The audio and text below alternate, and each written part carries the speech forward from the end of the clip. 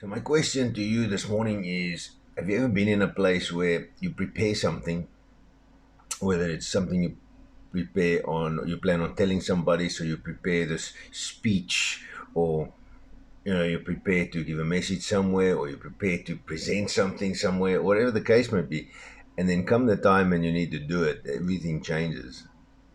It's I don't know how to explain it better than that.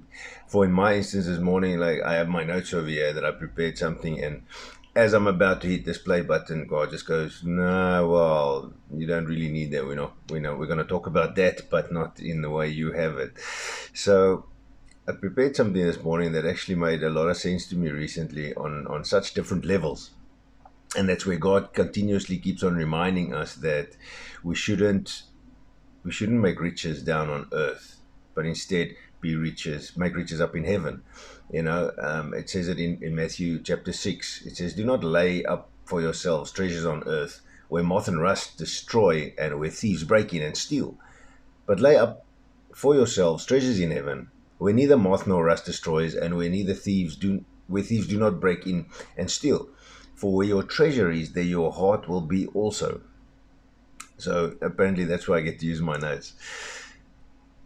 The interesting thing here is that last bit. Is your treasure is where your heart is. So, this speaks a lot about many different aspects I've noticed is if you're off in to what God has for you and trying to serve Him, if you're half in and half out.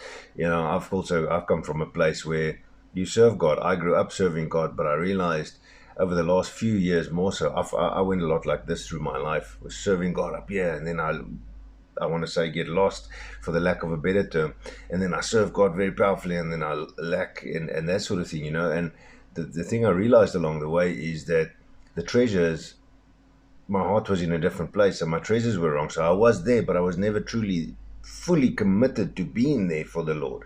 And it's not about being there, it's about being consistent. It's about a persistent pursuit in a diligent way, I feel, of the Lord, and that's where the riches and the treasures and the stuff start going. Because down here, I mean, you can buy a car, you can buy a house, you can have the best gaming computer, you can have the best sporting equipment, you can have everything. But the car gets old because next year the new model comes out. Your house wears and tears with all the winds and the weathers and the stuff. Your gaming equipment starts wearing down because you use it. It becomes slower and sluggish and not lekker. Your sporting equipment and stuff, the clothing you buy, everything, it wears, it tears, it gets too fast to, I want to say, a bloody door handle. How many's run into a door handle, or not the actual handle, one of those, and your shirt and stuff clings the end, but the amount of shirts I've torn with that happening and how it happens, I'd still like to know. But anyway, so the fact here is that it's also sometimes difficult to understand, but that's the earthly things. Now, how do we do this riches in heaven stuff that Jesus teaches us over here? I think it speaks more about our hearts in the end of the day, about how we serve God, of how we look to God, and the things of the Lord has eternal value. But I don't think we're in a place. I don't think we can actually fully grasp or understand this eternal value, because we know for 100 years to be a long time. It feels like a long time. It feels like you've lived a long life at 100 years old, and yet the Lord comes and He says, "But you're going to spend eternity with me." Eternity, if you don't choose Jesus, I know that I'm right. I firmly believe we're right. But in case we aren't, I'd still choose the life I live for the Lord that way. I feel it just gives so much better values in life. But let's say for argument's sake that we are right, and me believing in my God is 100% right. That eternity, that is a heck of a lot longer than 100 years, that's a very long time to be wrong. So we need to think about that. But the riches in heaven is, I firmly believe that it's the spiritual things. It's how we serve God. It's how we grow. It's how our heart is. It's all that passion that we share, and being passion towards other people and our heart towards other people. He's helping grow. Jesus came through and he taught us all these things. He told us how to be all these things. And he didn't even just tell us. You could see it in the way that he went on. I mean, sometimes he spent a whole day just healing people, because people streamed to him because he was a healer. And this is how we are as people. We see these things happening through people, and God uses people, yes. And I think that he uses that to give us a visual representation of it. Something too, because we still struggle at times with the spiritual side of things, but that's okay, because we learn and we grow. And, even Moses comes in here where he says, Moses wanted to change. You don't always like your association that you have.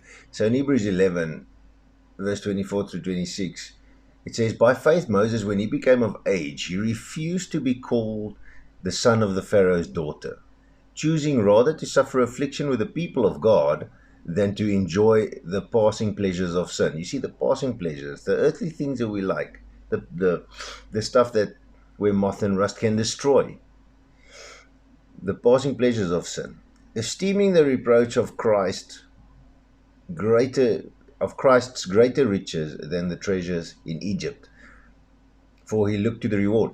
So even Moses in that time said, I don't want to be known as the Pharaoh's daughter. It's an earthly thing, because yes, people were going to treat him with respect. That's how people treated him. That's how they saw him. He's the Pharaoh's daughter, my bro. You better watch yourself rondom die ou. This is the Pharaoh's daughter over here, my bro. Where it doesn't matter. He didn't want that. He didn't want to be known like that. He'd rather be known as a child of God, as a member of God's people. And it's about to shun, and it's like he didn't care how they treated him at that stage, but he knew it wasn't going to come with that, because that sort of respect that you get, I think it's fake respect. People respect people in positions like that because they have to. Not everybody that's in those positions deserve it, but again, that falls down to earthly riches. Your heart is you might feel like it's in the right place, but that's in the very wrong place, or it's not supposed to be, because we're missing the stuff over here. We're making it about us. And I think when our riches truly shift, where our heart truly shifts for God and to God and for his kingdom and glory, we have a tendency to set something that we would like to have and win. And if we get this, sweet, we count that as a victory. But if this and this and this and this and this, that's bonuses. So I feel all these great, nice, fantastic. I'm not saying you can't have nice things on earth. I think God throws them in as a bonus when we persevere diligently, pursuing him with everything we've got, changing our heart for him, taking people with us, being fishers of men like he commanded us to be. So my point just today is, Jesus said, we have riches in heaven. So Jesus said in John 14, he says, in my Father's house there are many mansions. If it were not so, I would have told you. But I go to prepare a place for you. So we have place in heaven. What's going to be in that space? I truly have no idea. The Bible has sections where it gives us hints and tips, but I don't think we can really ever properly know what, when, where, how, when we get that side, which builds for me to the excitement, and it's going to be so nice to be there. But my point is that we need to have much less value of the things of the earth and so much more value in the things of the Lord, because these things are eternal. These things are much better than we could ever imagine. These things are so much better than what we have and we can do. So it's just to grow in the Lord, look to him, serve him, open up our eyes, our ears, our hearts, our minds, and grow into what he has for us, make him number one in our lives, and all these bonuses will be added to us. Matthew 6:33 says, so seek ye first the kingdom of God and his righteousness, and all these things will be added to you. So seek the Lord first, make him number one, and watch him change your life.